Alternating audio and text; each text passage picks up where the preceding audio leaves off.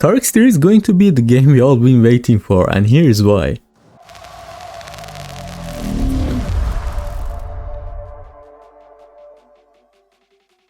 Guys, after I just finished editing this video, CarX just released some actual gameplay of CarX 3, but unfortunately I can't really touch the whole edit, so make sure you stay around till the very end. Yeah, that's that, thank you. Well, CarX developers just announced a couple of dope announcements, and that's what we're covering in this video. And the coolest thing that they mentioned is about the 19th campaign, and what makes that so special is that it literally came out of the movie Initial D. And how it's going to work is that we'll throw you in a big racing map, which is not necessarily for drifting. For example, one of the most known and popular one is Nürburgring, and that's what we're going to have in this game. And that's the whole point. What you have to do is to go as fast as you can in the straights, and you have to drift in the turns. Otherwise, as it says, you get penalty, and I'm not sure what's the consequences about it. But from what I guess, for example, you can't just make a grippy racing car and go through all the corners as fast as you can and take the win. What I think is if you win that way, it's not gonna count you as the winner. But don't forget that CarX Series is going to have some dope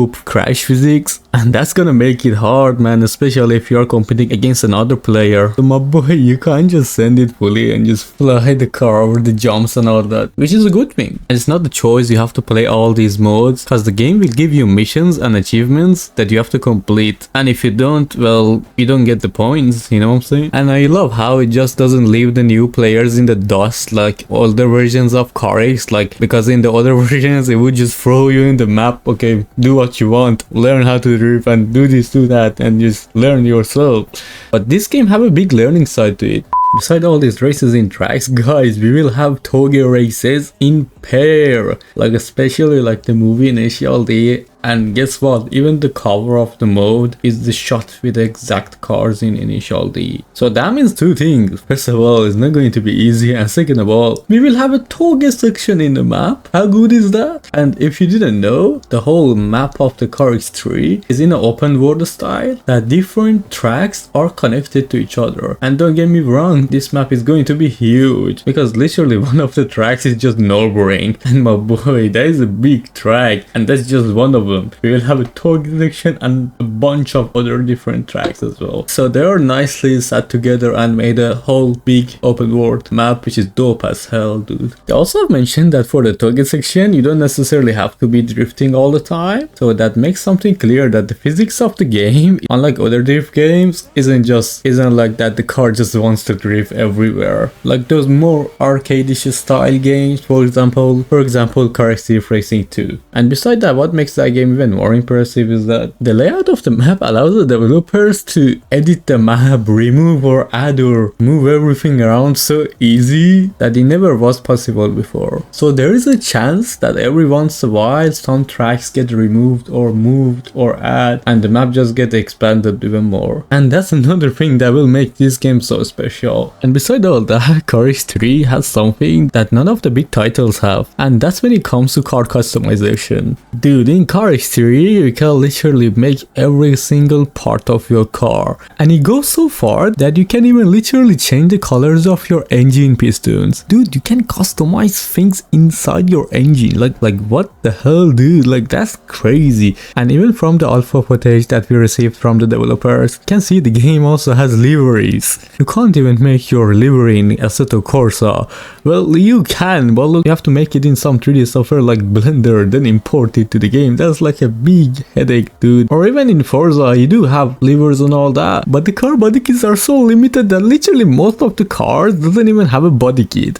And even the ones that do, it's just preset. It's like one preset body kit. It's not like CarX that you can change the hood, have like 10 different hoods, 10 different front bumper, and like just mix every piece together and like make something that is yours, you know, like not unlike Forza that like everyone look like each other, you know. And beside the customization, the developers have promised that we will have a really realistic car physics, which can give the chance to this game to be literally the best drift game out there. Like, this game has a bit of everything. It got crash physics, and even if you ask me, they look better than the Beam and G ones. Although the CarX ones are not even in beta, they're literally alpha footage. The game isn't even out, and it looks way better. Like we don't really have that many drift games. They are so limited limited. Most of them doesn't even really worth to be mentioning here. So let's just talk about the biggest titles. For example, Forza looks amazing, but it doesn't even have 900-degree rotation for the wheel. So if you want to play first person in Forza Horizon 5, you have to take a long time in the toilet, cause that just looks so shit. But the driving physics are very fun. Even if you are new to driving on a wheel, I will suggest you to play that on a wheel with no assist, and that can actually help you to be better in other and harder games like Assetto, Corsa and etc. So the physics in that game aren't that far to reality, but the handling and all that combined together, it's just not it. So Forza loses the combat in drifting to CarX 3. Let's talk about Assetto Corsa. Assetto Corsa have amazing driving physics, and even the game may not look the best for some of you, but it does for me. The physics are so nice and so good, man, that I promise you, once you play that thing, you get addicted to that. And trust me, if you see someone drifting so crazy in Assetto Corsa on a wheel, they can literally do the same thing IRL. They just doesn't have the budget for the cars. But with all that amazing physics, you have some pains for downloading the mods and all that, which isn't really hard, but it does takes time. You can sometimes just face a problem and it takes you a whole day to fix it. And as I said, you can't really change any body kit or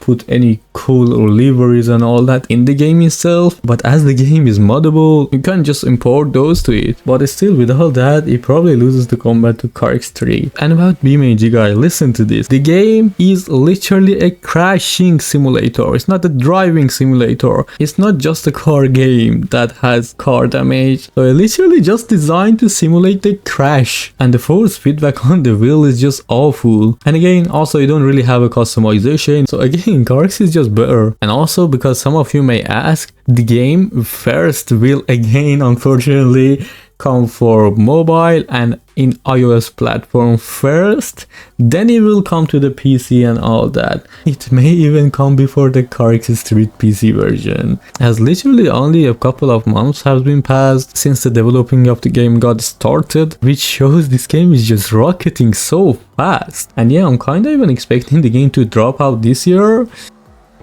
Okay guys, this is the video that we all been waiting for, and as you can see, they are literally testing the game on a high-end and mid-end and even like kinda low-end type of devices, and it actually runs very well. I don't see any cooling fan installed on any of them as well. This is actually the first time I'm watching it too as well, so let's watch it again and then I'll analyze it. Okay, as you can see, the devices on the top, they both have FPS set on 60, but as you can see, it doesn't really reach 60 as much. But the iPhone 11 and the SE are set to 30, but which makes the device hit a lot. They are surprisingly running on 30 FPS locked, and that's crazy. Oh man, just look how the camera moves and how the car is handling is just so crazy. Look at the suspension after it lands. Let's look at it in a slow motion, dude. Like, that's very good though. That's so good. And as you can see, there's a racing line. Oh, it's not racing anymore. It's a drift line, I guess. But that's so sick that we have it in that game. And I don't know how many of you have noticed, but look at this view. After the land, just look at the right taillight.